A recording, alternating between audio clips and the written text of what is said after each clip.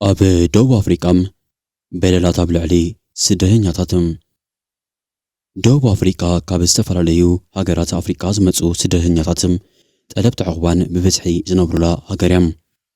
ካብ ዚምባብዌ፣ ሶማሌ፣ ኢትዮጵያ፣ ኮንጎ፣ ኤርትራ፣ ቡሩንዲ ካልኦትን ዝመጹ ኣሽሓት ሰባት ኣብኣ ይነብሩ። እንተኾነ ግን ህይወቶም ብዙሕ ፈተነታት ይሓልፍ ኣሎም። ስደተኛታት ኣብ ደቡብ ኣፍሪቃ ዘጋጥሞም ዓበይቲ ፈተነታት ካብ ዝበዝሑ ሓደ ሕጋዊ ፀገም እዩ። ብዙሓት ሰባት ካብ ውግእ ፖለቲካዊ ፀገም ወይ ከቢድ ቅጦባዊ ቅልውላው ተሰዲዶም ናብ ደቡብ ኣፍሪቃ ይኣትዉ። እንተኾነ ግን ምስ ኣተዉ ሕጋዊ ሰነዶም ምርካብን ምሕዳስን ቀሊል ኣይከውንን። መጀመርቶም ጠለብቲ ዕቑባ ኣብ ቤት ፅሕፈት ስደተኛታት ምዝገባ ክገብሩ ይግባኦም። እዚ ሰነድ ክሳብ መንግስቲ መመልከቲኦም ዝውሰን ጊዜያዊ ሕጋዊ መንበሪ መሰል ይወሃቦም።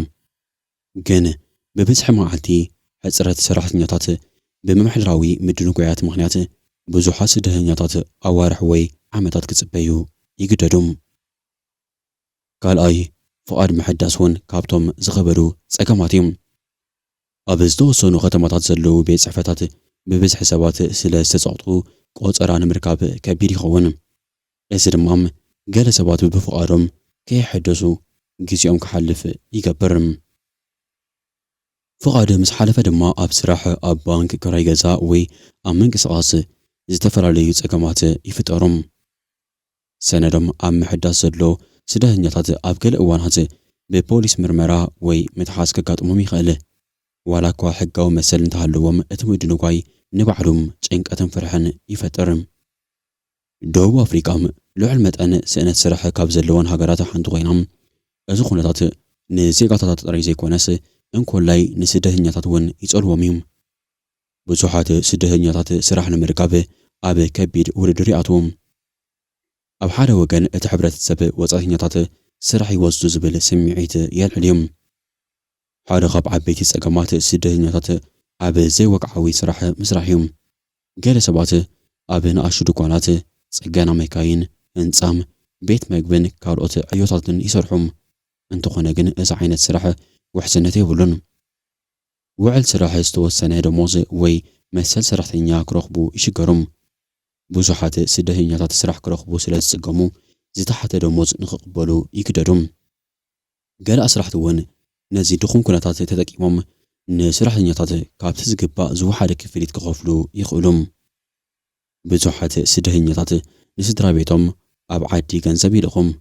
ስራሕ እንተዘይረኺቦም ወይ ደመዞም እንተዘይኣኺሉሎም ድማ ንህይወቶምን ስድራ ቤቶምን ብዙሕ ፀገም ይፈጥር።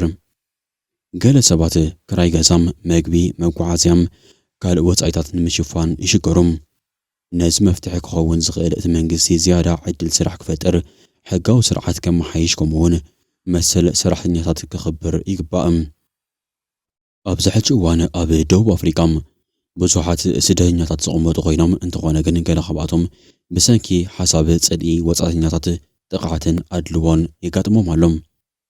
ዜኖፎብያ ማለት ሓደ ሰብ ወይ ሓደ ጉጅለ ንሰባት ካብ ካልእ ሃገር ብምዃኖም ጥራይ ምጽላእ ወይ ምፍላይ እዩ። ኣብ ደቡብ ኣፍሪቃ እዚ ጉዳይ ብፍላይ ኣብ እዋን ቁጠባዊ ፀገምን ስእነት ስራሕን ይውስኽ። እቲ ቀንዲ መበገሲ ጽልኢ ስደተኛታት ከዓ ገለ ሰባት ስደተኛታት ስራሕ ይወስዱልና ኣለዉ ብዝብል እምነት እዩ ዝግለጽ። እዚ ሓሳብ ግን ብዙሕ ግዜ ንዝተሓላለኸ ቁጠባዊ ፀገማት ብሓደ ጉጅለ ሰባት ንምብቋስ ይጥቀምሉ። ካልእ ምኽንያት ከዓ ሓበሬታ ምጉዳል እዩ። ገለ ሰባት ብዘይ ምርመራ ንስደተኛታት ምስ ወንጀል ወይ ካልእ ፀገማት የተሓሕዝዎም። ኣብ ደቡብ ኣፍሪቃ ኣብ ዝተፈላለየ ግዜ ኣንጻር ወጻእተኛታት ጥቕዓት ተፈጢሩ እዩ። ብፍላይ ኣብ 2008 ከምኡውን ብድሕሪኡ ዝተኸሰቱን ዝኽሰቱ ዘለዉ ጥቕዓታት ብዙሓት ሰባት ተጎዲኦም ገለ ድማ ህይወቶም ስኢኖም እዮም።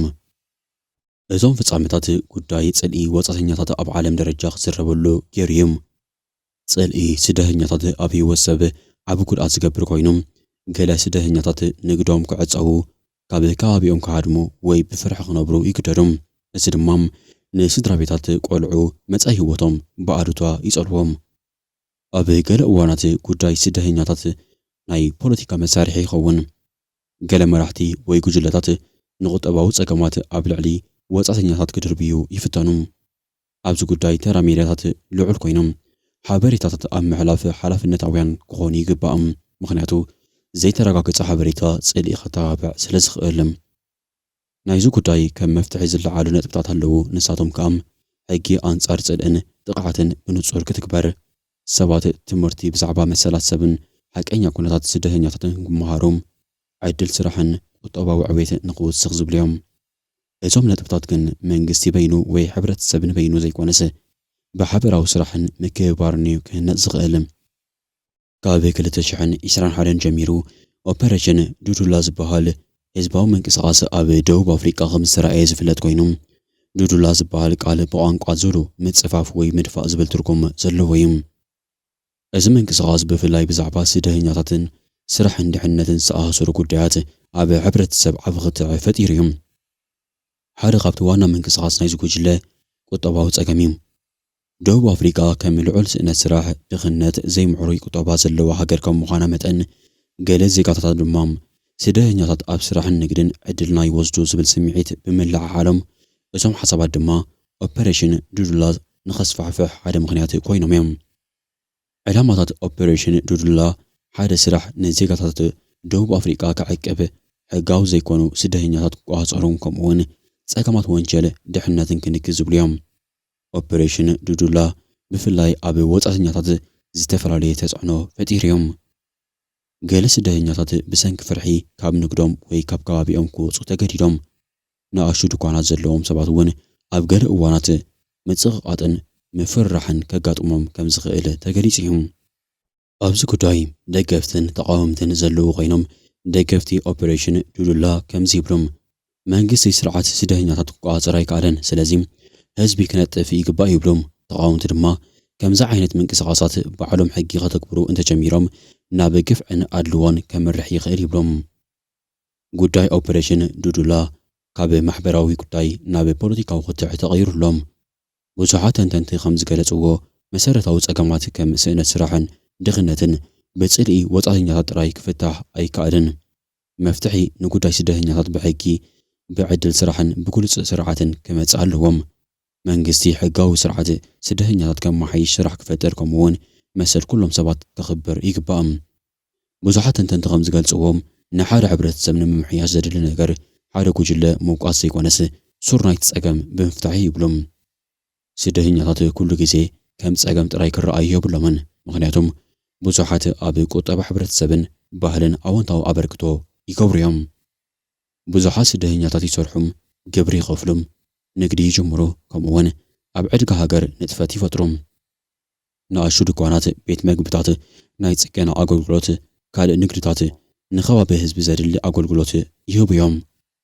ብተወሳኺ ስደተኛታት ባዕሎም ስራሕ ይረኽቡ ጥራይ ዘይኮነስ ንኻልኦት ሰባት እውን ዕድል ስራሕ ይፈጥሩ እዮም።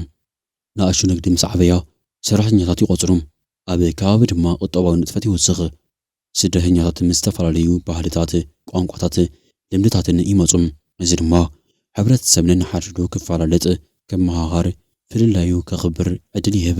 ከምኡውን መግቢ፣ ሙዚቃ፣ ቋንቋ፣ ባህላዊ በዓላትን ንሕብረተሰብ ዝያዳ ሃብታም ይገብርዎም። ካልእ ብዙሕ ፍሉይ ክእለት ተመኩሮ ሓሳባትን እውን ይወስዱ እዮም።